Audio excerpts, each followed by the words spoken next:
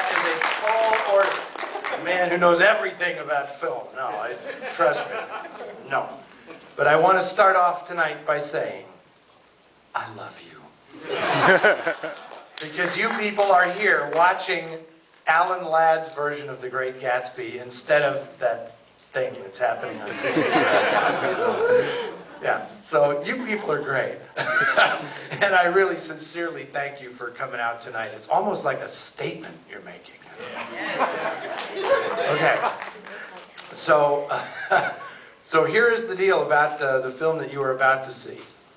I think it's kind of a weird testimony to the fact that film noir was sort of this weird, organic, artistic movement that happened in Hollywood in the sort of the second half of the 1940s, when you can take what most people generally consider to be the great American novel and turn it into a film noir. Is sort of like, wow, what was happening in Hollywood at that point? That's kind of bizarre. This is a film that has sort of slipped through the cultural cracks, much like its star, Alan Ladd. Now, it's fascinating to realize that Alan Ladd was one of the biggest movie stars in Hollywood in the 1940s, but he is not really well known today.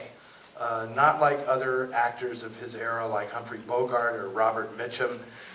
Alan Ladd is sort of a forgotten man, which is really unusual. I mean, he did have two sons, Alan Ladd Jr. and David Ladd, who both went on to become hugely influential and successful executives in Hollywood. But Alan Ladd's movies, a lot of them are lost or missing, at least. And it's a very strange thing. So the Film Noir Foundation is attempting to rectify some of that. And the first step in that regard was to figure out where is The Great Gatsby and why hasn't it been seen in decades. And I'm very pleased that we're able to present it here. We debuted this print in San Francisco in January. This is all made possible through the cooperation and generosity of Universal Pictures and the men who are in charge of the archive there, Bob O'Neill and Mike Feinberg and Dave Oakton, Paul Ginsberg, VP of Distribution, who all listened to what I was saying. And it's like, why isn't there a print of The Great Gatsby? And they surprised me one day. I was talking to them on the phone. I was talking to Mike on the phone, and he said, oh, you know what? Gatsby is back in print. We just struck a new one. So I'm really excited about that. Now, the reason that this film had kind of disappeared from view, I have come to learn, is because when Paramount made the deal to buy the rights to F. Scott Fitzgerald's novel, that it was actually buying the rights to make this film in one release of the film. So if the film was going to be re-released, they had to strike another deal with the Fitzgerald estate to do that. And that original deal contained nothing in regards to television distribution of the film or any sort of mechanism whereby film may be seen in the future, right? I mean, if you sign a contract today for something that you've done, the lawyers put in any electronic mechanism or anything currently in use or to be designed in our lifetimes or in the universe in perpetuity, right? That kind of language did not exist back in 1946, which is when they actually started production on this film. So it's a bit of a star-crossed production because Paramount got the rights to the film in 1946. Alan Ladd very quickly was attached to this because by '46 he was Paramount's biggest male star.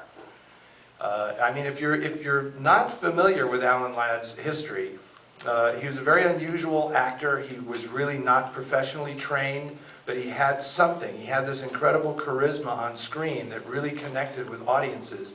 And in 1942, he played the character of Philip Raven in an adaptation of Graham Greene's This Gun for Hire. And he was in that film with his co-star Veronica Lake. And there was something about the chemistry between Alan Ladd and Veronica Lake that was really something special, and it really captured the public's imagination. They were both under contract at Paramount, and they made a series of films together that were hugely popular. So in 1946, realizing what they had in Alan Ladd, they said, well, why not risk this? Let's just buy the rights to The Great Gatsby and we'll make this picture. And originally the director of this film was to be John Farrow, who was the A-list director at Paramount. I mean, he was the top of the, I mean, it was Billy Wilder and John Farrow were the two guys at Paramount that were the stars. And for various reasons, John Farrow kind of kept pushing this to the back burner. I don't know if it was that he was daunted by taking on the great American novel, or whether there was something in the material that he did not like, because he was a very devout Catholic. Whatever the case may be, he stalled long enough that he finally was disconnected from the project entirely, and they decided, you know, this is Ladd's project, and it was Alan Ladd who really drove this thing through. And it ended up being directed by a man named Elliott Nugent, who had directed a lot of pictures in the early days of talkies. There's absolutely no reason why you would expect Elliott Nugent to direct this movie. And the only reason is because he had one film left on his contract with Paramount. And at the time this picture was made, Alan Ladd, his own personal problems and things were starting to show up within the studio. And they said, let's just make this film, get it done. We'll fulfill Nugent's last picture in his contract, and let's just get this thing done. And I think it shows up a little bit on screen that they did not give this the budget that they would have given John Farrow or Billy Wilder, and they're kind of making this film with one hand tied behind their back. It's still a really, really interesting film, and I think that Alan Ladd is the perfect actor to play Jay Gatsby. I don't know how many of you have actually read F. Scott Fitzgerald's novel. It's, you know, it is an absolutely incredible book about, you know, it's a meditation and a rumination, if you will, on the materialism and bankruptcy of the jazz age, and a great story of unrequited love.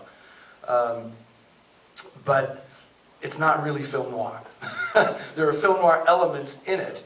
By 1949, when they adapt it and turn it into a film, all those elements kind of come to the fore, and it sort of starts to feel like a film noir movie. And of course, people ask me, do you really think it's film noir? And I say, well, Elijah Cook Jr. is in it, so... right? It's gotta be. So it's actually a really, really interesting film.